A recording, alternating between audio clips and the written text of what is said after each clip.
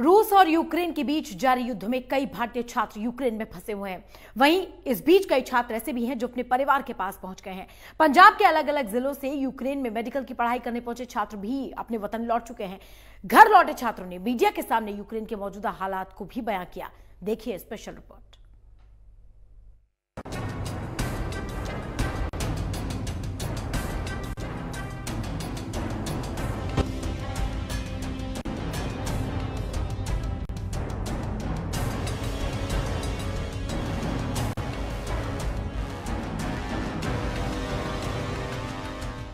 कहते हैं युद्ध दो देशों के बीच लड़ा जरूर जाता है, लेकिन पीछे छोड़ जाता है लाखों ऐसी दास्तां जो सदियों तक जहन में बुरी याद बनकर जिंदा रहती है।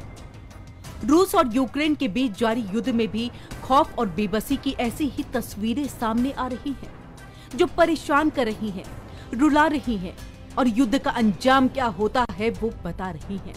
युद्ध भले ही यूक्रेन और रूस के बीच जारी है, लेकिन इसकी आंच भारत के लोगों तक भी पहुंच रही है। भारत के कई ऐसे छात्र हैं जो मेडिकल की पढ़ाई के लिए यूक्रेन गए थे। उन्हें उम्मीद थी कि वो जब अपने देश लौटेंगे तो कुछ बनकर लौटेंगे, लेकिन यूक्रेन के मौजूदा हालातों को देखते हुए छात्रों को अपनी पढ़ाई बीच में छोड़ करके ही लौटना पड़ा। इसी कड़ी में लुधियाना पहुंचे शुभम शर्मा का स्वागत उनके परिवार ने किया। यूक्रेन से लौटे शुभम ने वहां के हालातों को बयां किया है।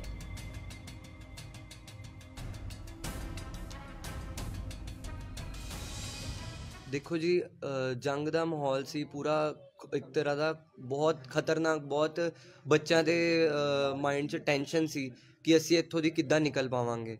ਬਹੁਤ ਮੁਸ਼ਕਿਲ ਸਮਾਂ ਸੀਗਾ। ਉਹ 5-6 ਤੋਂ 7 ਦਿਨ ਜਿਹੜੇ ਸੀ ਬਹੁਤ ਮੁਸ਼ਕਿਲ ਕੱਟੇ ਹੈ। ਬੰਕਰਸ ਦੇ ਵਿੱਚ ਰਹਿ ਕੇ ਅਸੀਂ ਉਹ ਦਿਨ ਕੱਟੇ ਹੈ।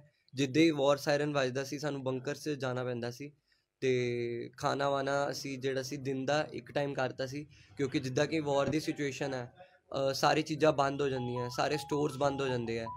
ਦਿਨ ਦੇ ਵਿੱਚ ਇੱਕ ਵਾਰ ਖਾਂਦੇ ਸੀ ਤੇ ਫਿਰ ਉਸ ਤੋਂ ਬਾਅਦ ਅਸੀਂ ਬੰਕਰਸ ਦੇ ਵਿੱਚ ਚਲੇ ਜਾਂਦੇ ਸੀ। ਜਿੱਦਾਂ ਹੀ ਸ਼ਾਮ ਹੁੰਦੀ ਸੀ ਅਸੀਂ ਬੰਕਰਸ ਦੇ ਵਿੱਚ ਸਾਰੇ ਸਟੂਡੈਂਟਸ ਬੰਕਰ ਦੇ ਵਿੱਚ ਗੁਜ਼ਾਰਦੇ ਸੀ। ਤੁਹਾਡੇ ਕਿੰਨੇ ਕੁ ਸਟੂਡੈਂਟ ਸੀ ਇੱਥੇ ਮੌਕੇ ਤੇ? ਸਾਡੇ ਨਾਲ ਮੇਰੀ ਯੂਨੀਵਰਸਿਟੀ ਦੇ ਵਿੱਚ 60 ਤੋਂ 70 ਇੰਡੀਅਨ ਸਟੂਡੈਂਟ ਸੀਗੇ ਤੇ ਮਤਲਬ ਓਵਰਆਲ ਦੂਸਰੀ ਯੂਨੀਵਰਸਿਟੀਜ਼ ਦੇ ਵੀ ਆ ਗਏ ਸੀ, ਕਿਉਂਕਿ ਉਹ 에ਅਰਪੋਰਟ ਪਹੁੰਚੇ ਸੀ ਤੇ ਉਸੇ ਦਿਨ 에ਅਰਪੋਰਟ ਤੇ ਹਮਲੇ ਹੋ ਗਏ ਸੀ।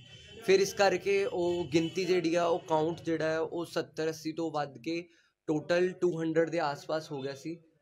ਜਿਹੜਾ ਕਿ ਇੱਕ ਬੰਕਰ ਦੇ ਵਿੱਚ 200 ਇੰਡੀਅਨਸ ਜਿਹੜੇ ਸਾਡੇ ਸੀਗੇ ਉਸ ਟਾਈਮ ਤੇ ਸਾਡੀ ਹੋਸਟਲ ਦੇ ਨੀਚੇ ਬੰਕਰ ਦੇ ਵਿੱਚ 200 ਇੰਡੀਅਨ स्टूडेंट ਸੀਗੇ, ਜਿਹੜੇ कि ਹੁਣ निकल के ऑलमोस्ट सारे वापस आ चुके हैं। पंजाब के राजपुरा के रहने वाली जसप्रीत भी अपने घर पहुंच चुकी है। जसप्रीत ने यूक्रेन के हालातों पर बातचीत करते हुए कहा कि वहां उन्हें यूनिवर्सिटी के बेसमेंट में बड़े बंकरों में रहना पड़ता था। जसप्रीत ने कहा कि हर तरफ बमबारी हो रही है और आलम तो ये है कि वहां मौजूद छात्र 2 से 3 दिन तक बिना कुछ खाए पिए ही रह रहे हैं। जहां पंजाब के छात्र लगातार अपने परिवार के पास लौट रहे हैं, तो वहीं दिल्ली एयरपोर्ट पर खड़े इन परिवारों को देखिए। यूक्रेन से लौटे छात्रों का ये परिवार एयरपोर्ट पर स्वागत के लिए पहुंचा और अपने बच्चों के सुरक्षित वापस लौटने पर खुशी जाहिर की।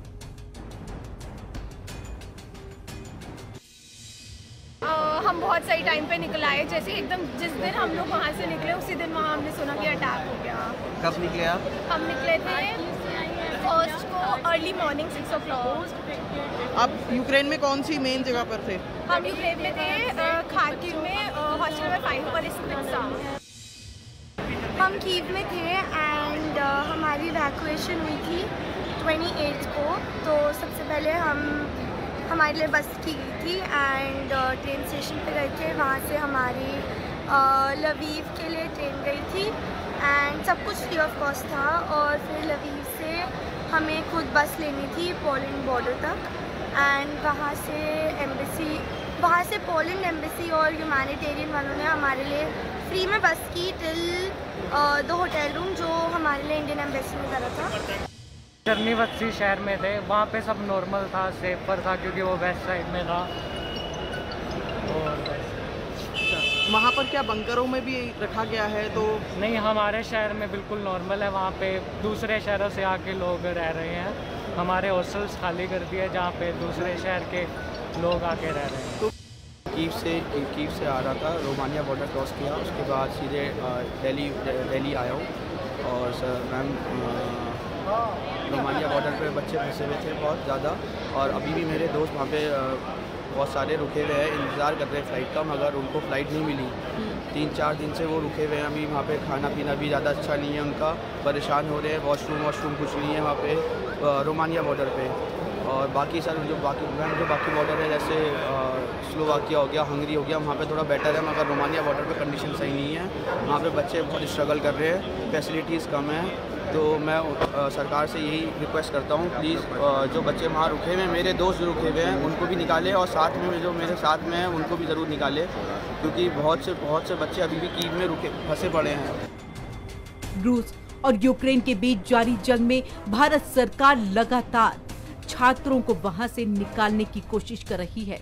और इस बीच आम आदमी पार्टी के राज्यसभा सांसद सुशील गुप्ता ने कहा कि यूक्रेन में फंसे बच्चों को जल्द भारत लाने के लिए सरकार को दूसरे बॉर्डर का भी इस्तेमाल करना चाहिए। भारत सरकार ने अपने 3 मंत्री अलग अलग देशों पे अलग अलग बॉर्डर्स पे भेजे, परंतु बॉर्डर तक आना, बच्चों का वहां तक पहुंच पाना अपने आप में एक बड़ी समस्या है, और उस समस्या से जूझने के लिए हमें कोई रास्ता निकालना पड़ेगा। मैं प्रधानमंत्री जी से भी निवेदन करूंगा कि जिन देश को, पूरे देश को उन बच्चों की चिंता है, वहीं पे जिन परिवारों को वो बच्चे हैं, उनके मन के अंदर एक बहुत भारी डर बैठा हुआ है कि हमारे बच्चे वापस सुरक्षित आ पाएंगे, नहीं आ पाएंगे। तो इस विषय में यूक्रेन और रसिया दोनों से बात करके कोई हिंदुस्तानी नागरिकों के लिए सेफ पैसेज निकले, तो मैं समझता हूँ उससे बढ़िया बात नहीं। रूस और यूक्रेन के बीच जारी जंग ने भारत के कई परिवारों की चिंता बढ़ा दी है। एक तरफ जहां कई छात्र सुरक्षित घर पहुंचे हैं, तो वहीं अभी भी कई ऐसे परिवार हैं जिन्हें अपने बच्चों का इंतजार है। Bureau report,